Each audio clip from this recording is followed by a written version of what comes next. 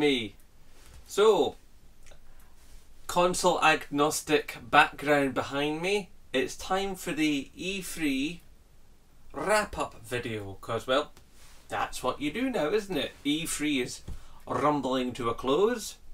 There's not really much else to talk about. There's little loose ends being tied up here and there. A few little trailers being fired out, like the Call of Cthulhu trailer, things like that. But essentially, the circus is leaving town. So, we should probably begin by dissecting the various keynotes. Let's start at the beginning, shall we? EA. So EA came on, and I have to admit, they put on a good show, good production values, as you'd expect from a company of that size. A few hiccups here and there, but not too much in the way of cringes. Apart from a guy's admitting and making a joke out of the fact that Star Wars Battlefront didn't have a lot of the things a lot of people wanted in it. And that would have been good, except then he clarified the joke, thus killing the joke. But, you know, he's a suit, he's not a comedian, so we'll let that slide. And then we had some poor guy from YouTube who was like a proper YouTuber like I am, but much bigger, who I've never heard of, but I'm sure his channel's marvellous. Who was given an auto cue that didn't work. Poor bugger. But the games, that's the important bit. Now, Battlefront 2 looked awesome. I loved, absolutely adored the remastered soundtrack. You know, the way they'd redone two of the main themes and put them in there. And it was, I actually had the hair on my arms standing up, and well, the hair on my arms, hard to tell with this t-shirt because it's long sleeve, it's quite substantial. You know, it's like, I'm a hairy boy. Anyway, so yeah, that was good. What's it? A Way Out, I think it was called, that two-player thing. Although the guy was a little bit big-headed, he kind of had reason to be, because that looks tasty. I really like the look of that game. I do have a couple of reservations, because that basically means I've got to play online with someone, we've both got to have the game, or I've got to get someone round, and I have to keep getting the same person round to play the game with me. Great in principle, but I'm wondering about how it actually works in practice. But yeah, I mean, a very exciting looking game, and I'll be interested to see how it plays out, and if all goes well in the world, maybe, I don't know, I get a dual stream go with somebody on it and we plug away at it week after week after week until it's done. Although I suspect that'd be a long-term commitment with another streaming person. But you know, all things are possible, aren't they? Yeah, so they'd obviously done what I said they were going to do with sports titles. They'd added the story mode from FIFA last year to NFL and to NBA, which is good. I mean, obviously they've still got a kick off against the other basketball game. I forget what it's called, the one done by 2K. That, because I'm not really a basketball guy, I'm not really a sports guy, but you know, that one has the market share of the mines, so we'll see how that goes. But it looks like they've done a lot of work on it, and there was various bits and pieces from EA that just, you know, were very, very polished. Nothing really wrong. Now, as far as it goes, the next conference after that, which of course was it Ubisoft? I think it was Ubisoft, yeah. Very different approach from Ubisoft this year, much more like one of their competitors. And I have to admit to being, I felt a little bit let down. You know, because I like Aisha Taylor. You know, I think she's funny. Properly funny. But we had less sort of stupid, weird moments with developers coming on in costumes and mad dancey bits and stuff. I mean, there was a mad dancey bit, but that's because they had showed off the new Just Dance game. So, you know, that's par for the course. I was right that they would have somebody come on and try to get us excited again about Steep. And, ooh, an Olympic package. I've got such a heart. No, I don't care. I like Steep. I will eventually pick it up second hand when I can get it for like a tenner. But until such time, no. It's that simple. No. What else? What else? There was nothing about The Division, which made me a little bit annoyed. They have obviously since released stuff about Ghost Recon and that getting an add-on pack, but they didn't mention the add-on pack at their show. That came out later, so that's odd. They showed off some interesting VR titles. Whoop whoop. You know, I love that VR. And oh no, it was a solid performance. You know, they showed some interesting stuff. They showed some good stuff. They even have a partnership with Nintendo. That's big.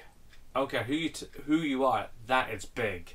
Okay, I mean, I'm not really much of an indie guy. I mean, I like some of the stuff. I've even had access to a couple of the systems over the years. And I would very much like to own a Switch. But I'm not really a big indie guy. So, you know, but it's still a big deal. And a couple of little industry titles here and there. And they wrapped it up in like about an hour 20. Which is, you know, that's fast for Ubisoft. Usually they go at least into 90 minutes, if not like about an hour 45. So yeah, that was quick. Then of course we had, was it Bethesda first and then Microsoft, or Microsoft then Bethesda? Well, I'll talk about Bethesda anyway, because I really want to talk about Bethesda and their showing. And yeah. I worry about Bethesda because they're a great company, they do good work. But it has to be said that this particular show from E3, I'm not quite sure what the hell they were thinking about. I mean, basically, they had a guy come on stage and go, here's a video presentation. And then they spent the next, God knows how long it was, showing us a very long, and in places quite dry, video. It's like you could have just released that on YouTube and VidMe and whatever else, every video platform going, even Dailymotion, you know, and like just got that out there, and it would cost you so much less to have an entire sodding theme park, you know. I mean, they had a theme park and an auditorium and an audience, and giveaways for the audience, obviously, as their want, and yet they spent all that money to show people a video. But don't get me wrong, it was a good video, there was some cracking bits in it, and the new Wolfenstein looks awesome. And it's nice to see that they're doing, you know, some VR involved content, you know. I know there's some that go, oh, they just plaster VR into their own games and I'm barely making anything new. And I'm like, nah. It's alright, they're doing good stuff. Leave them alone, they're on it, alright? But yeah, there could have been a bit more human interaction, you know? A couple of devs turn up and go, we're really excited about this new project. Not a lot of waffle, but just a bit of human interaction. That would have been nice. Microsoft. Right, now Microsoft, they really pulled out the big guns.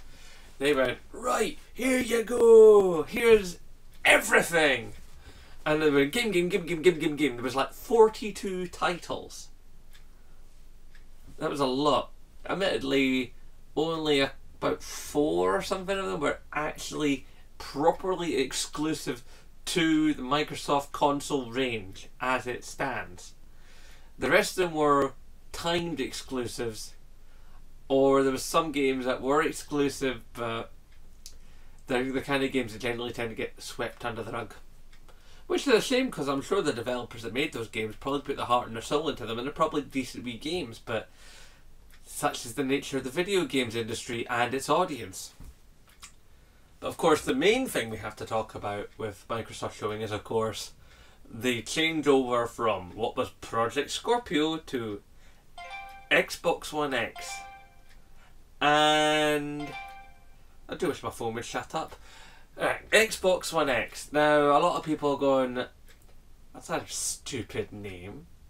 And I have to admit, yeah, it's kind of a bit of a strange name. I mean, it does sound like, you know, someone's user tag they made when they were 15 and they're still stuck with it now, you know. And it's an odd one. I mean, I would have thought they would have gone with something, you know, more grown up and more suggestive of its, you know, its higher status as the most powerful console and a boutique item, you know. I mean, a lot of people have flown around the name Xbox Elite, you know, or something of that order. But Xbox X is like, yeah, I can see what they did from a marketing standpoint, but you're going to get people who are going to buy that system for loved ones at Christmas and end up walking at the store with an S because they got confused about the name. But, you know, it's doing everything it said it would do. It has the power it has. It can do what it said it's going to do. It is $500, which is about 450 quid here. Not a small amount of money, but not as big as what I was thinking it was going to be. I mean, I was thinking it was going to be about 550 quid, which was going to make it about, I was thinking around about $650 in the States. So, you know, it's alright. We could live with that.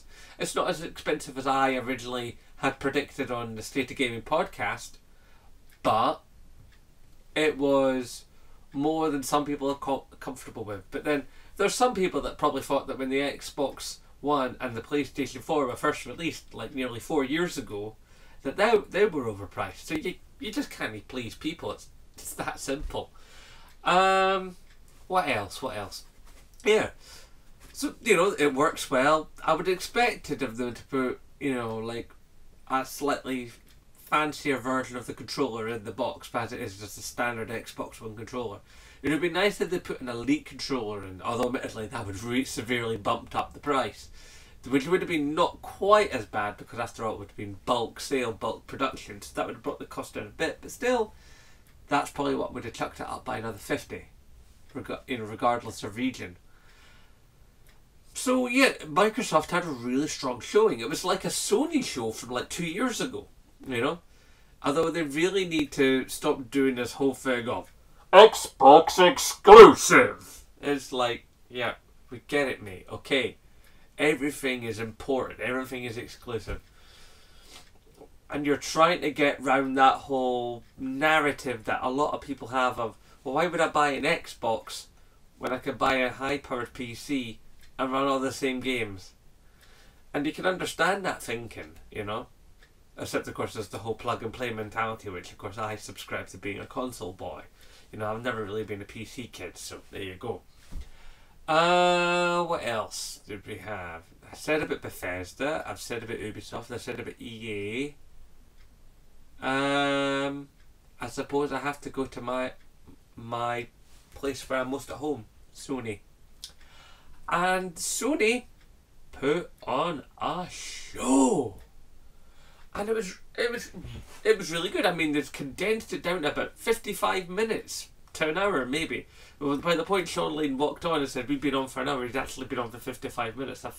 And they blasted through some incredible looking games, some great VR showings, and they surprised me because I thought they were going to sort of, you know, just try to survive and just try to look half decent, you know, next to their main competitor who put out a brand new bit of kit. You know, and a new bit of kit is always going to draw attention. I've said that over the weeks. It was through State of Gaming podcast 2 times and in my E3 prediction video that you guys hopefully saw. But, you know, every time they had on a video, there was effects going on around the screen and in the auditorium for the viewing audience. Like when there was God of War was going on, there was snow falling on the audience. Fake snow, you know. It's like when there was things going on with flames on the screen, there were flames licking at the front of the stage, and you know they had all kinds of special effects kicking off in the auditorium for the audience and sliding on that gigantic screen, and Spider-Man was playing, so doing this 2-screen thing and having the dudes hanging from the you know, above the stage like the meat wall from Days Gone, and Days Gone itself looked brilliant. I mean, I love the fact that they had that second gameplay trailer afterwards. They showed all the same scenario but played slightly differently because of the weather. So the weather changes the gameplay. That's clever. You know, how much have we seen that, really?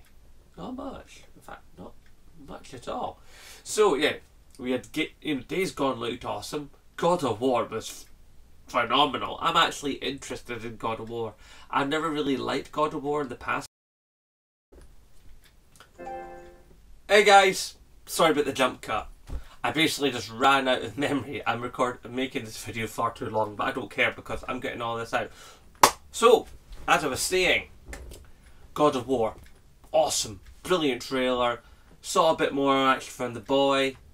Didn't see whether or not he's actually going to be in the gameplay like I thought he might be, but you know, there's more to come. But yeah, Days Gone looked awesome. I loved it. I loved how the weather changes to things.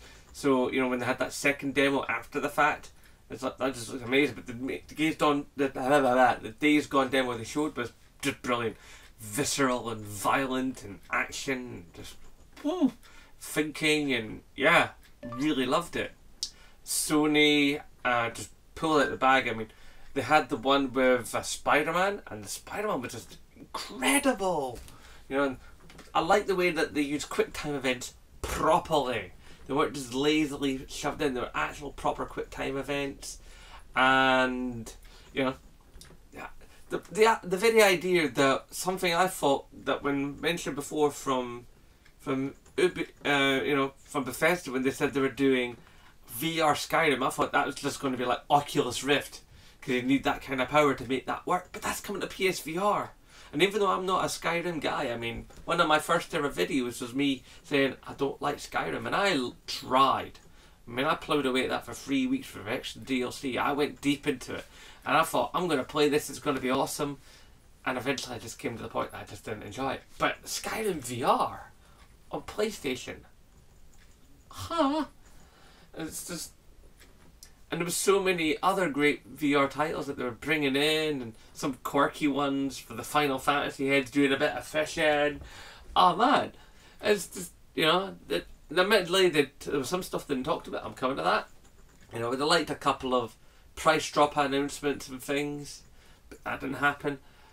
But I liked how it was so tight. You know, it was like Sean Lane came on, bam, bang, into it, and just V-roll and V-roll of just awesomeness and more awesomeness and awesomeness. And the fact that like every video they did, there was accompanying effects in the auditorium. So when you were watching the God of War trailer, it was snowing in the auditorium. When you were, you know, experiencing anything warlike, there was flames and explosions going off in the auditorium. They created effects for the audience. But that audience, they just went, sat there with sitting on their hands. I'm sure it was awesome. I mean, the big sliding monitors and, you know, guys who were done up as freakers hanging from the ceiling, and they sat on their hands. I just don't understand people sometimes. What's wrong with these journalists? Are they that jaded that when they're showing that level of awesome, you know, they're just like, oh, that's alright. I just don't get it. I mean, yes, it's not a Sony show like what we've had in the past, you know, but then the last 2-3 years have been all year of dreams, you know. How do you top it? How do you top it? And how do you top? Eventually, you just can't top it anymore. So this year is obviously a slower year, you know, in that regard. But in saying that, they just kept throwing game after game after game after game. I mean, the video, the actual game showing part of the show that wasn't the bit where Sean Lane was talking, was about 55 minutes, and they loaded that 55 minutes for the people home and the people in the audience, and they sat on their hands. I was sat here on this couch going, because I was not expecting Sony to hit it that hard, and they did, you know.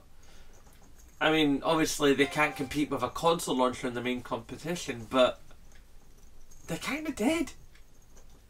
I mean, I actually enjoyed the Sony conference more than I enjoyed the others, you know? And I liked what the others did because a lot of them made a move to a slightly different direction. They tweaked what they did and they made improvements. But Sony came out and just went, here's a boatload of awesome. And they did. I mean, VR offerings and standard game offerings and, you know, expansions and, you know, first content for PS4 on with Destiny 2 and all the rest of it. And just went